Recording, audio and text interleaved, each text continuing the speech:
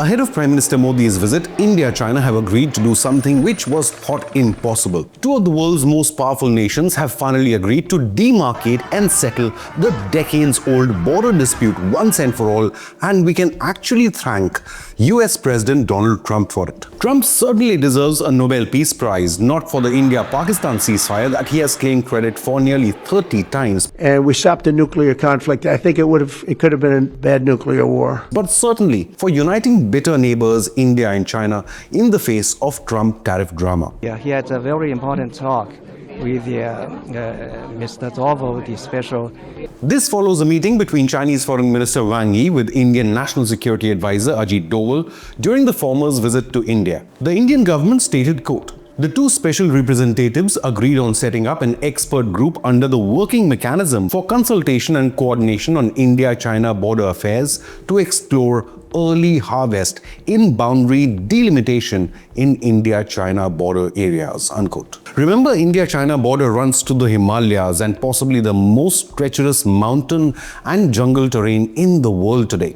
It is not physically possible to demarcate it, and lasting peace can only be achieved through mutual understanding. Now, there have been multiple clashes along the 3,500-kilometer long border. It started back in 1950s with hundreds of thousands of Tibetan refugees fleeing to India after the Chinese military invasion and occupation. The 1962 war followed, and Chinese invasion of Ladakh, Aksai Chin and Arunachal set the stage for never-ending tensions. Followed in 1967 by the Indian Army repelling a Chinese incursion in Nathu La in Sikkim, which led to hundreds of casualties on both sides. Sumdurong Valley standoff in Arunachal Pradesh lasted from 1986 to 1995. Doklam Plateau standoff in Bhutan in 2017 once again ignited tensions, while the Galwan Valley clashes in 2020 brought the two Asian powers to the edge of an all-out war, and a 4-year military standoff followed with fighter jets, tanks and artillery units rushed to the front lines along the LAC. Now, it only got diffused after a Modi-Xi meeting in Russia in 2024. So can India and China overcome decades of hostility and finally achieve permanent peace? Certainly, US tariff tactics under President Trump have had an unforeseen unifying effect.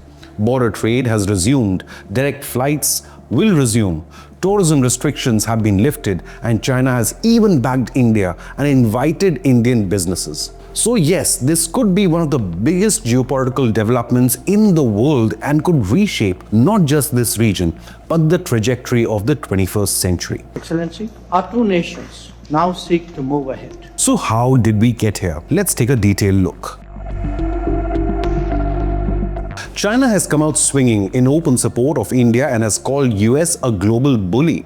As the United States President, Trump slapped a staggering 50% tariff on Indian exports, specially targeting India's legal purchase of Russian oil. The Chinese ambassador to India, Xu Feihong, firmly condemned the United States move, warning that such actions violate the rules of the World Trade Organization. US has imposed tariffs of up to 50% on India and even threatened for more. China firmly opposes it. Silence only emboldens the bully, unquote. He also welcomed Indian goods into the Chinese market, calling India and China as the double engines of Asia's growth. And he's actually right. China and India are contributing the most to global growth, in fact, ahead of the United States, Indonesia and Germany in the top 5. White House trade advisor Peter Navarro accused India of serving as a global clearinghouse for Russian oil at a time when US and European Union trade with Russia is far greater than India's energy imports. It's a refining profiteering scheme. It's a laundromat for the Kremlin. Navarro also issued a warning saying, quote, "If India wants to be treated as a strategic partner of the United States, it needs to start acting like one." But the United States has overplayed its hand.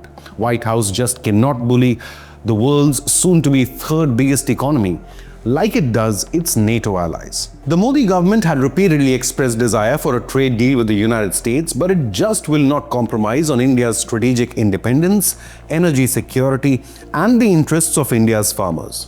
Bharat refused to open its market to genetically modified US food and especially meat-based dairy feed as it goes against Indian and Hindu values. The confusing US tariff drama against India coincided with Wang Yi's India visit, during which he met Prime Minister Modi, Foreign Minister Jaishankar and National Security Advisor Ajit Doval and expressed a renewed commitment to improving India-China relations and finding a permanent border solution. To the Prime Minister's visit to China to attend the SCO summit. Note that Wang Yi's 2025 meeting is only the second one since the 2020 Galwan Valley clashes. Now, Prime Minister Modi is due to visit China to meet Xi Jinping at the SCO meet later this month. Modi acknowledged that there has been steady and positive progress in bilateral ties since his meeting with President Xi in Russia last year. Wang Yi's visit concluded with a 10-point consensus on fair, reasonable and mutually acceptable framework for settlement of the boundary question. Apart from that, India strongly raised the issue of terror in all its forms and manifestations, including cross-border terror, which is a clear indication towards Pakistan. New Delhi also underlined its concerns over Chinese mega dam being constructed on the Brahmaputra River close to the India border. According to reports, China has agreed to share hydrological information during emergencies based on humanitarian considerations. And for the first time in 5 years, the neighboring nations have also agreed to resume direct flights, which India had banned after 2020. So now, finally, 2 working groups will be formed to lay the roadmap for a mutually agreeable border solution once and for all. Xu Feihong's statement, which made headlines this week, is definitely rooted in Beijing's own rivalry with Washington. So it is possible China is supporting India openly to protect its own national interests as Chinese exporters themselves face ongoing US trade barriers. China could also use this opportunity to sow a rift within the Quad that the US has fostered in the Indo-Pacific to contain Chinese expansionism and influence. China's public opposition to the tariffs is motivated by more than just economic policy. US actions risk driving New Delhi closer coordination with BRICS and reducing dependence on the dollar for international trade. US economist Jeffrey Sachs called Trump's tariff move on India the stupidest tactical move in US foreign policy, arguing that it only unites the BRICS members against Washington's agenda. India-China relations have been strained due to multiple reasons. The Chinese control of Aksai Chin since 1962 is the main reason. In fact, China is now building a railway through this disputed region. Aksai Chin is Indian territory of Ladakh, but China has controlled it since 1962. And the stalemate reignited with the deadly clashes in Galwan Valley along the LAC in June 2020. That marked the worst military standoff between the nuclear-armed neighbors over the last 40 years. In the aftermath, the Indian Army and Indian Air Force strengthened their military presence in the region, placing tens of thousands of troops along the border with China. In the east, India-China border issue in Arunachal Pradesh remains highly contentious even today in 2025. China claims this Indian state even though Arunachal Pradesh is internationally recognized as Indian territory.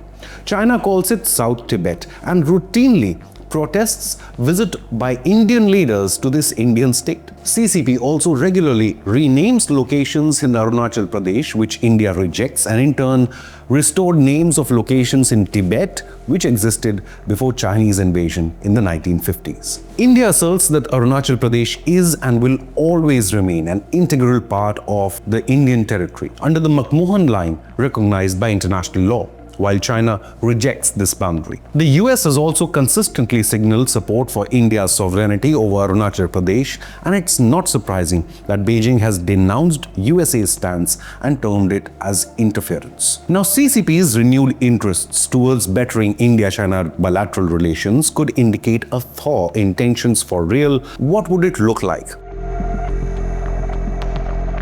Will China finally officially give up its claims on Arunachal Pradesh? Or will the CCP ask New Delhi to formally give up Aksai Chin? Will the two sides agree to make the LAC into a permanent border? Beijing sees US tariffs on India as an opportunity to position itself as an alternative trading partner and a defender against US bullying. China supports India on the global stage is also a calculated strategy to weaken US influence in South Asia and the entire Indo-Pacific. China will also seek India's neutrality in any US-China conflict over Taiwan. But will Beijing also back India on the issue of Pakistan-occupied Kashmir? For now, China has lifted export restrictions on India for rare earth magnets, fertilizers and tunnel boring machines in a show of good faith. So is it a sign that India and China are finally ready to keep the differences aside? So do you support the Modi government's move on India-China border settlement? Leave a comment with your opinion, hit the like button and subscribe to Inconnect News.